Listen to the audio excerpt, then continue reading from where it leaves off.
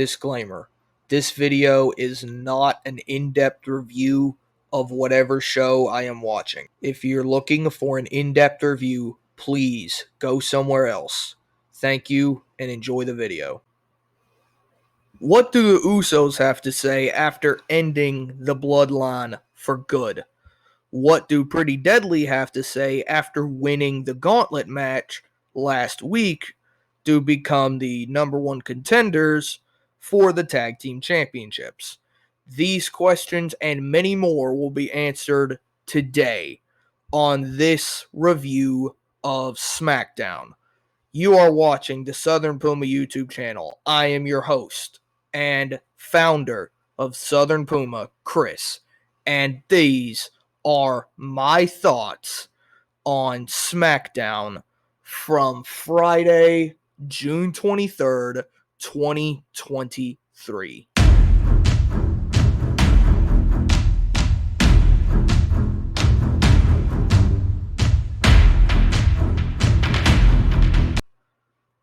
Without any further ado, let's get into this review as the Usos come out to the ring to talk about them finally turning on Roman. And as you can see, as always, got my freaking notebook. And they were talking about how Roman had been mistreating them when they were in the Bloodline and how they disrespected them.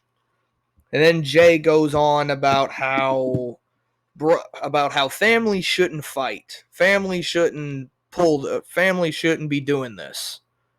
And Jimmy said, "Oos, to me it sounds like you made the right choice." And Jay goes on to say, "We still love you, Roman. There's the thing. We still love you. We just want this to end. We just want you to come back to your senses." And then this one, it was just so satisfying to hear after 3 years of not hearing it. They finish it with their classic line. Roman and Solo, welcome to the Uso Penitentiary. And when I tell you that I freaking popped so hard for that, I tell you, it was incredible hearing that for the first time in a while.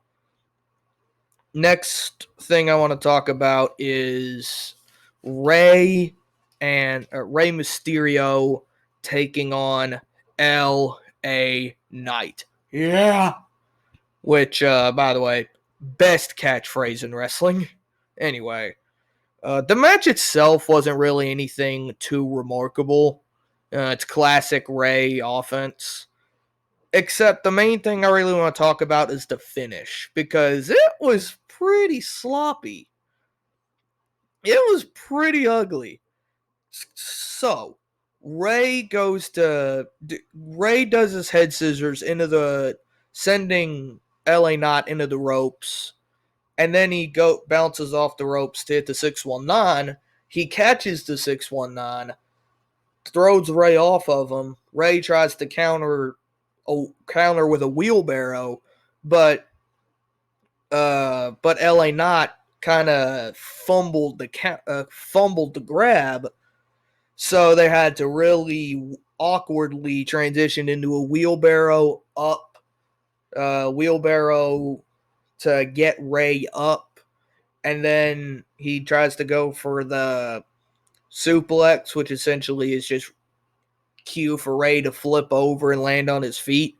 Rey doesn't land on his feet. He kind of fumbles down, and then LA Knot hits his finish to win.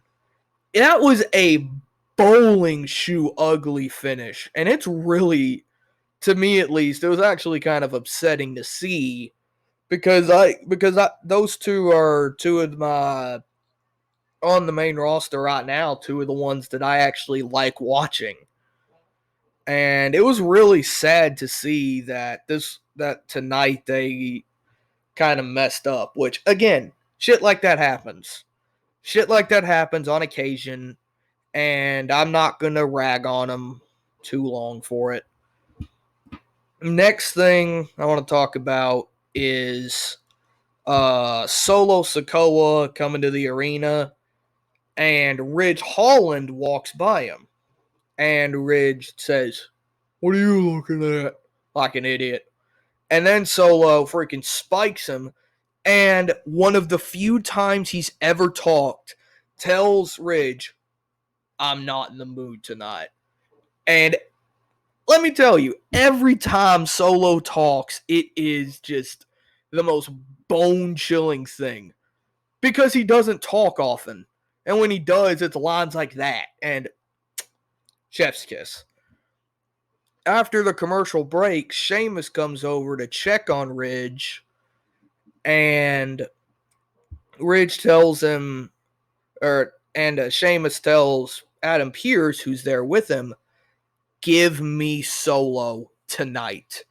And Pearce is like, "Well, I'm too busy to do that." And Sheamus is like, "Wrong answer." And he goes out to the stage and calls out Solo himself, which that will be the main event later tonight, or later, which I'll talk about. Next is Pretty Deadly on the Grayson Waller effect, which, can we just talk about it, the Grayson Waller effect, and how freaking awesome they've treated Grayson Waller since getting called up? Like, I'm proud of the guy. Genuinely, I'm proud. And it's really awesome that they're treating him like this big deal, even though he hadn't even been on the main roster for 2 months. Anyway, when Pretty Deadly get out there, they talk about how they beat 5 teams, which they only beat 1, and that one team they beat had already beaten the other 4. So it was kind of a bit of heel shtick, which I love because it's just entertaining. And then they go on about the teams that they beat, and they mention the Profits, which they come out and basically a match just comes out of nowhere. Because I don't remember seeing that match advertised from last week. Anyway, Pretty Deadly win that match in kind of a screwy way, as they always do. And again, pretty standard tag team match. Nothing really too incredible. Next thing I want to talk about is the match announced for tonight is Solo and Sheamus, which before I get into that, they say Roman Reigns is going to return. Oh my god. For the 50th time. I swear, if he isn't on the show week to week, they just say it's a return. Why? He's already a part-timer, and I get it. It's to bump ratings. I get it. But don't say Roman Reigns is going to return. Just say Roman Reigns is going to be on SmackDown. Because it's technically not even a return. None of these technically have been, except for a couple where he's been gone for a month plus, have been returns. Like, really? It's, again, not really a return, guys. Anyway, that aside, let's get into the match. Solo and Sheamus. It was good. It was what you'd expect from Sheamus and Solo. 2 big, burly bastards beating the hell out of each other. And something I noticed, like, closer to the end of the match, they were freaking exhausted. So you could tell that they put their all into that match, which was really awesome to see. Very incredible stuff. Sheamus was freaking out of breath 5 minutes before the match was over, which, again, it means he was working hard, which, again, I appreciate. The finish of this match was really cool. Something I've kind of never seen before.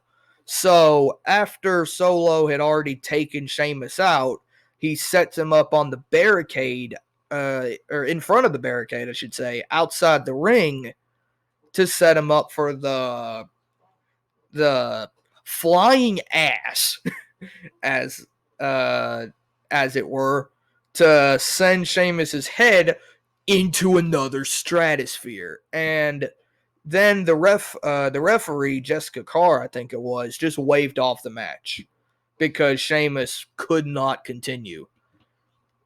And I'm guessing Solo won. Maybe it was a no contest. I don't fucking know. But they brought out a medical team to check on Sheamus, and then Solo just kills the medical team. That's going to cost him some money. That's going to come out of Roman's pocket, which he's going to be pissed about that.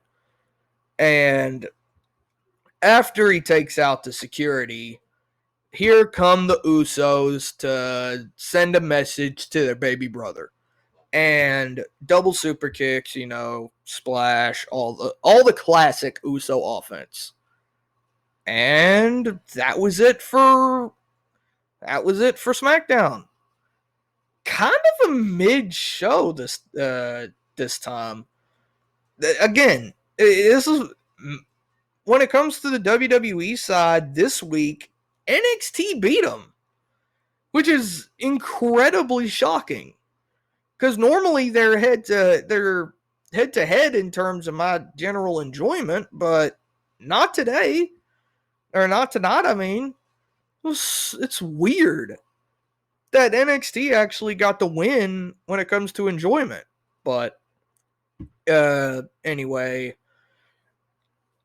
hit the subscribe.